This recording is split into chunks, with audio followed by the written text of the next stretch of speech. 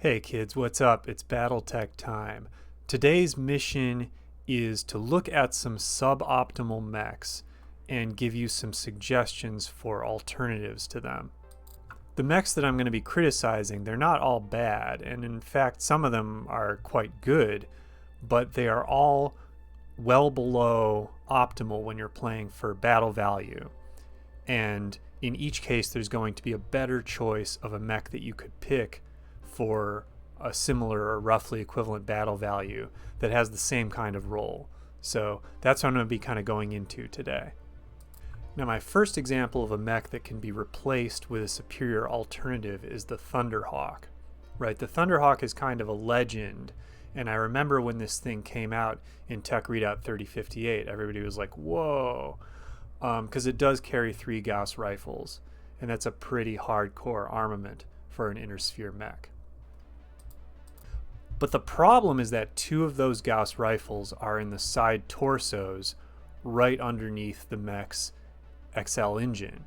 And so the Thunderhawk, it's got excellent armor, but once you get through that armor, it's extremely explosive. It has basically like, a whole raft of explosive criticals on each side torso.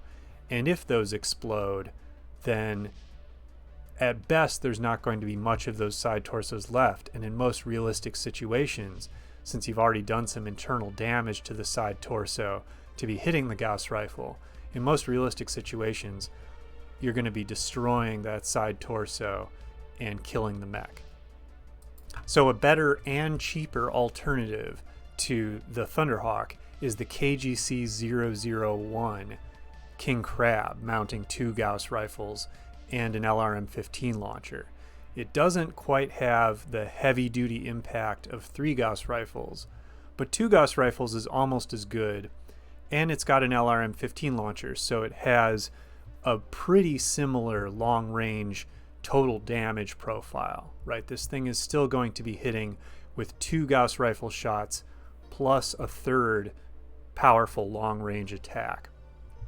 It's significantly cheaper, and most importantly, those Gauss rifles are in the arms instead of the side torsos. So if one of the rifles explodes, the mech isn't necessarily dead. There's a good chance it would survive a Gauss rifle explosion.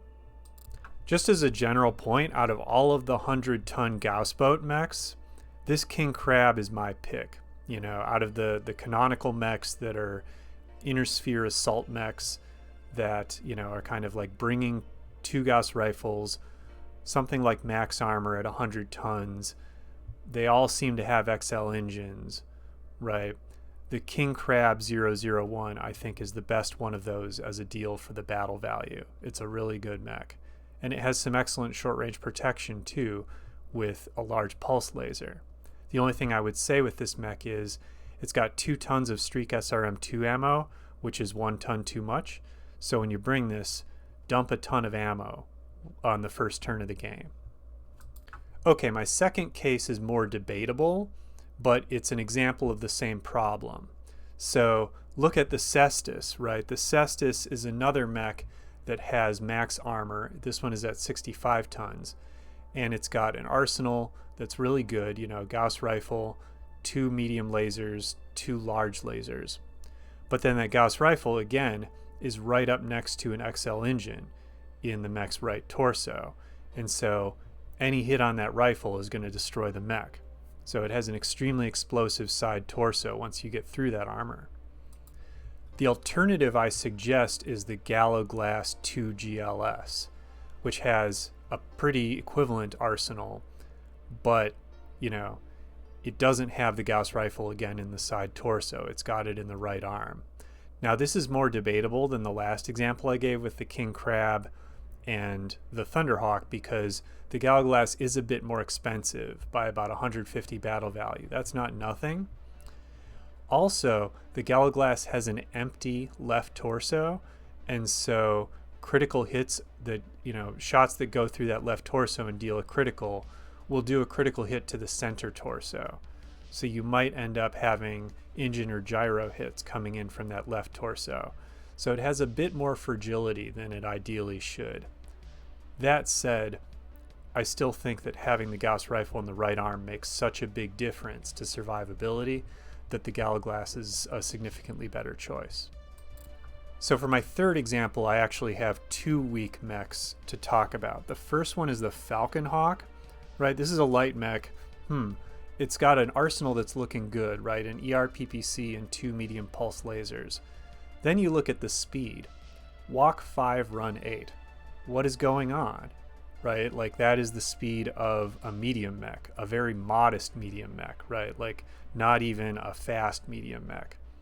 And then it's got an extra light engine, which is, given the slow speed of this mech, not saving much tonnage at all.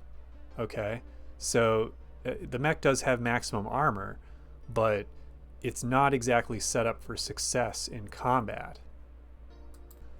A bit better, but with similar problems, is the Nighthawk. It's a little faster, but it's still only going walk 6, run 9, which is not very fast for a light mech. And yeah, it's got better weapons. It's got 2 large lasers. But again, right, it's got an XL engine that's not saving it very much tonnage. And that XL engine significantly increases its vulnerability. So both these mechs kind of have like gratuitous XL engines that are not really doing anything for the mech. A better choice than both of these mechs is to just go to a classic, right, and take a Wolfhound. You know, the Wolfhound has an arsenal of weapons that I would say is not inferior to either of those two mechs. ER large laser plus 3 medium lasers, right? It's better at close range and a little worse at long range than those two mechs, but it kind of washes out, especially because with light mechs, you're probably going to be up close for a lot of the game anyway. And of course, the Wolfhound has the same maximum armor, but it has a standard engine, so it's going to stick around a lot longer than either the Nighthawk or the Falcon Hawk. So I would say those 3058 slow light mechs, not very good. If you want a good slow light mech, the Wolfhound. And finally, let's go through a clan example, right? So take a look at this Hongqiu or Arctic Cheetah, okay? The Arctic Cheetah, I just don't know how this thing costs so much battle value, right? 2 ER medium lasers, 2 LRM5s. It goes 8 and 12, okay, kind of fast, but it only jumps 6. It's like, what is up with this mech? How does this mech cost this much battle value? Its armor is terrible, right? It's only got single-digit armor in pretty much every location. Like, what is wrong with this mech? Why does this mech cost 1,300 some battle value? It becomes especially absurd when you look at a mech that costs only 10 extra battle value over that, which is the Viper or Dragonfly C, right? This is a mech I've talked about before. It's really excellent. It's got an arsenal that is, if anything, better than that Hongqiu, right? It doesn't have the LRMs, but who needs LRMs on a mech that is jumping 8? You know, you're going to want weapons that will hit your opponent when you get right up next to them, when you jump behind them. So, you know, this mech has better weapons than the Hongqiu. It's got excellent armor. So, the only thing, of course, and this is why, part of why it's discounted, is it's got a bunch of extra ammunition. So you want to, again with this mech, like with that King Crab, you want to dump some of that machine gun ammunition on the first turn of the game. But you know, I pick the Dragonfly C because it's absurdly close in battle value to that Arctic Cheetah, but really, like any version of the Dragonfly, you know, the primary Dragonfly is also a better alternative to the Arctic Cheetah.